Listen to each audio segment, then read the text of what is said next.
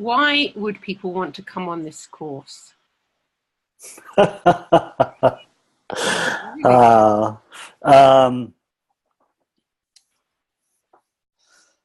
well, as I look at that, I just got back from Bogota, as you know, and I was my daughter was training there in tennis, and we had a chance to see a professional tournament while we were there, and there's a young player from the U.S. named Amanda Anisimova, and she won. She ended up winning this tournament. I think she's 18, and it was her first win, I think, of a WTA tournament. And watching her play, it was the first point and a middle point and the last point of the match were indistinguishable for her. Like, it didn't matter what the score was in any game. It didn't matter what the crowd was doing, because the crowd was often going for, more local favorites. She showed up to play, and she played without. If she had a lot of other thinking going on, it wasn't obvious, and she just let it go. She just showed up, and we got the chance to see her play 4 times, and she showed up every time with an open mind and a full heart and really clear eyes, and her performance was really outstanding, even though I think some of the other players maybe were more talented, but she was more present in the moment. And I feel like, as coaches and as athletes, that's what we're ultimately after is, we want to train, and we want to have all the right skill sets, and we want to have, the right strength and agility and movement. But when it comes time to actually performing in a tournament or in a match or in a competition, we really need to show up with access to all that hard work and time and energy and skills. And so I think any coach who is looking to serve the athletes they're working with to perform at their highest level would really benefit from what we have to say about them. That's beautiful, Andy. I really love that. And it reminds me, this week I was actually at a networking group meeting, and I started to talk about what it is that my work is. And this lady was talking about her hockey club, and it's a local club, and the coaches and the parents, it seems, have found themselves now in a situation where athletes are upset when they go to compete. And that's light years from what you've just described. And the reason that they're all upset is because the coaches have a kind of win at all cost approach. And these are young kids. And the parents are kind of buying into this notion that that's the only way in which we can show up to sport. And why wouldn't you want to win? And it's really interesting that coaches are not always seeing that, of course, people want to win. Your athlete you just described, of course she wants to win. But how she shows up is free. And I'm really in love with what it is she's doing. Mm-hmm. And it doesn't require us to be attached to thinking about winning or outcome in order for us to be in the game. Yet it looks like we do. Mm-hmm. And it was an interesting thing, because she was quite curious about, so you mean you would help the coaches and the parents to be able to really compete because she was frightened I was going to take away this winning inspiration. Mm-hmm. No, of course. When I go out, I don't go out to be mediocre. I go out to win it. But I know that my well-being is never on the line. Mm-hmm. And because I know that, I can fall out of any head noise that's telling me that I need that particular outcome to be okay.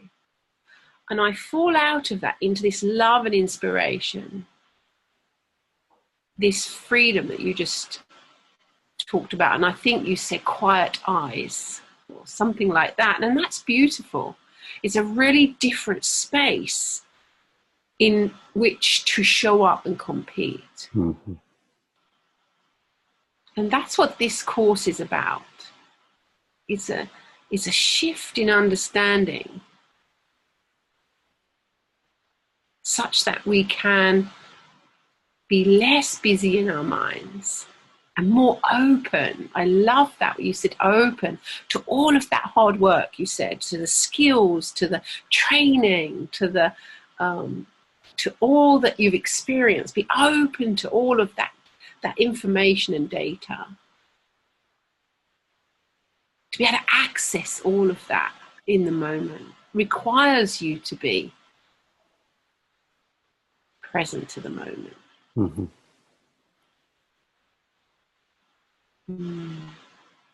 And that's all it requires you to be.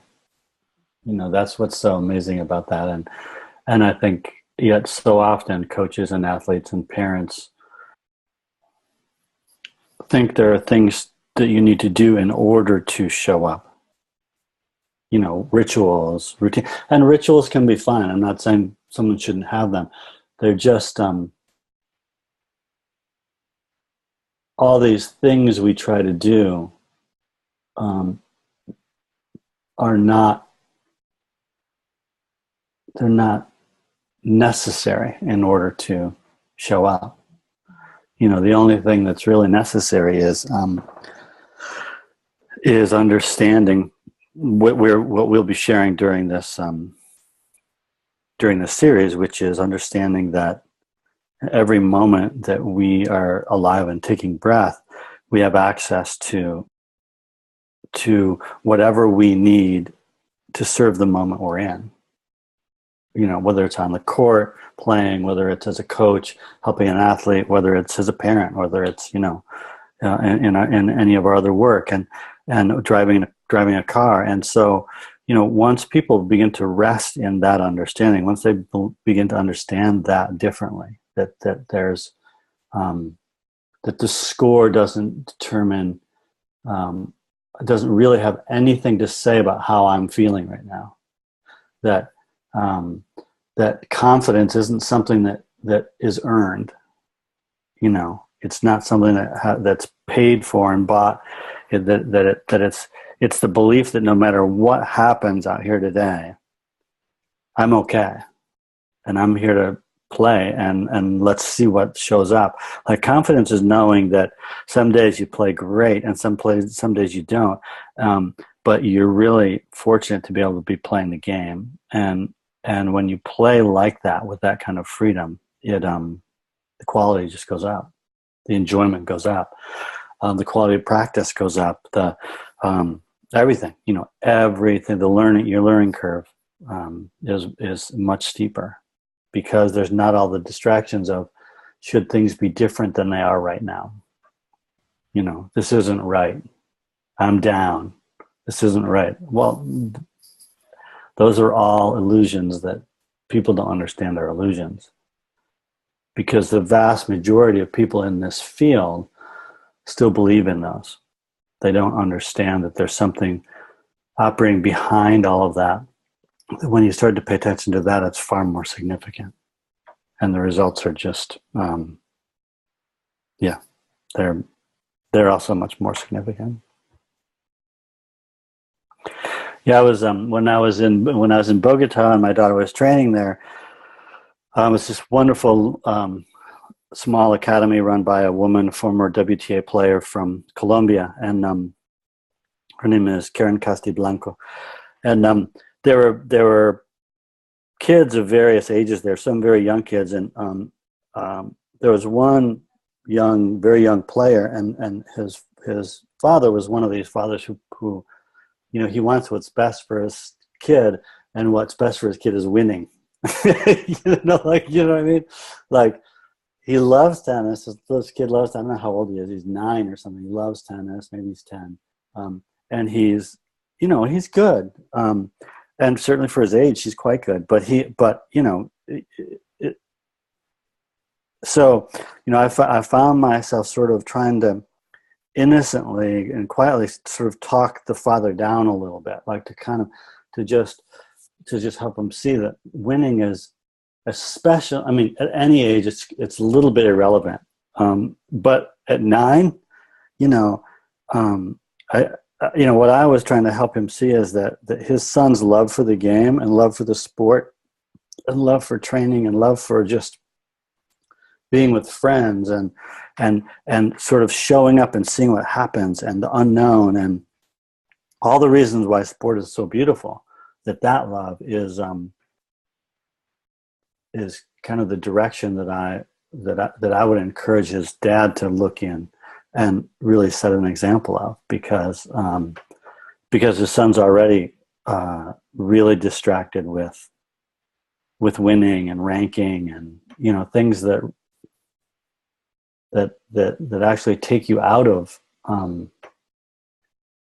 your best and distract you from showing up and playing and performing at your highest level.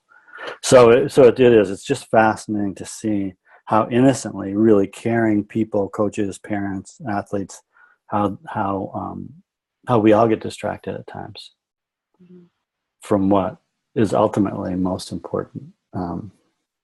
We folks innocently don't realize that there's something to pay attention to that's before the personal thinking we're having.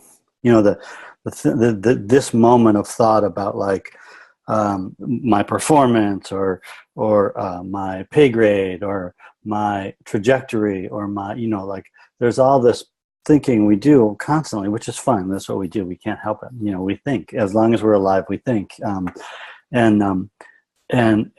But we end up getting, whether it's through school or because of our cultures or whatever, but we end up paying a lot of attention to these thoughts as if they're completely real. And they appear real and they seem true and all that. But I think when, as I know that as anyone begins to pay less attention to the content of their thinking and pay more attention to the fact that their experience is being created from the inside out via their thinking, it suddenly matters less what I'm thinking in this moment. In the same way that the weather, here in Vermont where we live, the weather changes pretty radically in a day, and sometimes in an hour. And if you pay too much attention to the weather, it's going to change anyway. And so I think there really is a power to a really significant power to understanding that the experience I'm having right now is a result of what I'm thinking right now. And that this too shall pass. And I may still, that doesn't mean that some idea, some ideas will occur to me that are sticky enough that I'm going to go with them, because you have to make decisions, you move, but we need not pay that much attention to the content of our thinking. And my example of Amanda Anisimova, you could see her when she was playing her match that there would be a point in, a couple of points in a row maybe, where she would start to get a little distracted by the crowd, or distracted because she was missing, she missed a couple balls. She knows she knows her targets. She knows she can hit them, and then she didn't. And so for a couple of points, you could see her, she's having some thinking. You can see when someone, you're up close, we had great seats, we're up close, you can see their facial expression, you can see consternation. And then there's this next moment where those thoughts are gone because there's another ball to hit. Like that thinking is just, even if those thoughts are showing up, her attention was not on them. Her attention didn't remain on what's wrong, on how's it going, on I missed this, I missed that, what's the score? Her attention was on what's the task at hand and how do I serve this moment that I'm in right now? And, when you're down 15-40 and serving in tennis, it's a really good idea to not pay attention to the next point or the last point. Right? Or the crowd or the sun or anything else that has nothing to do with what you're about to do.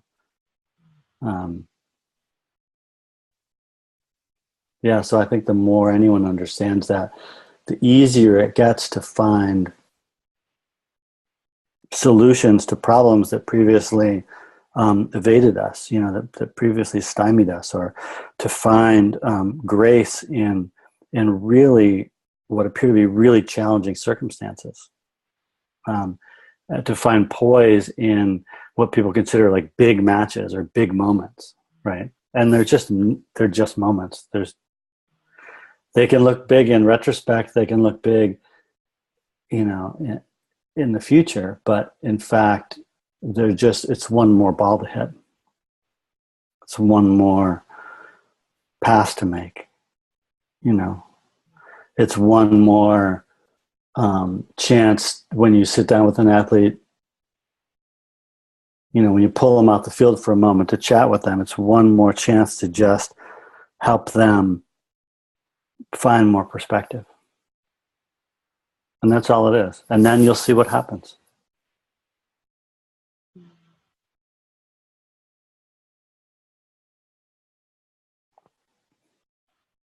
I love that, Andy. And what came to me was when you were speaking is that we don't have to fix a feeling. And before, as a national coach, I would have spent 25 years as a player and as a national coach, helping athletes to fix the feeling that's being caused by their thinking. And we would have done CBT, NLP, affirmations, visualization. We would have done every mental skills to sort out the thought that's causing the problem. Right. And I didn't see that there was something else on offer. Of course, I didn't see it until I got an insight around the nature of our experience and the way in which thought comes and goes, like you say. And the notion that I didn't need to take my thinking seriously was just new to me, because I'd spent 25 years trying to fix it. Spent all that time trying to overcome a feeling because I felt that I needed to in order to be in the moment. Mm-hmm. And then I saw, no, like our physical immune system, our psychological system has the same transient nature. It will sort itself out. It will self-correct. And I don't need to do anything about it. And I've only got to look. And when I look, that's true. Mm. Human beings cannot hold a thought. The feeling will pass. And underneath all of that thinking, I'm always okay. I'm always alive. I'm always here. I'm always aware. And I always have the capacity for a new thought. My well-being is always intact. And I didn't know that. And so this understanding for me is the best I've ever seen and heard in terms of helping people to show up to life in all sorts of circumstances and situations, that there is this intelligence behind life. It will give you a thought in the moment. Mm-hmm. Where we don't have to go past or future. We can rely on that, if you like, magnificence of being present. And that whatever comes in as a distraction from that, exactly what you've just said, that's just a cloud, and we don't have to pay any attention at all. And there's me all that time trying to fix it. How funny. How funny that we would get caught up in such an illusion. Mm-hmm. As if the cloud actually makes the sun go away. You know, we don't operate as if, we don't really worry when there's clouds that the sun's actually gone. Yeah, and that's the same. You know, I think your description is beautiful. The same, you know, once we understand that our health and our wisdom and once we understand that there's an operating system within us that's more profound than we can probably comprehend intellectually, and that no matter what we're experiencing, it's always there and present. Like the sun, no matter what the weather is, the sun actually isn't changing. It just does what it does. Yeah. Yeah, that's a game changer. So that's why people should come and listen to us. Exactly why people should come on to our series. I mean, plus, I mean, the other thing is, I think it'll just be fun. I mean, to me, it's such a treat to be around, other people in my field who are looking in this direction and who are, you know, looking to support athletes, who are looking to support parents, who are working to help people perform at their highest level. I mean, I just think it's really, I mean, I like skills clinics and I like courses of various types, but there's no place I would rather be than in a course that's looking in the direction that we're talking about, because this affects everything. You know, it affects performance on the court. It affects performance off the court. It changes the nature of relationships between parents and their kids, between coaches and their players, between teammates, between club owners and the club. You know, once people begin to understand this, it really changes the nature of what's possible with their relationships as well. So I think, I think it would be a great place for anyone to come spend some time.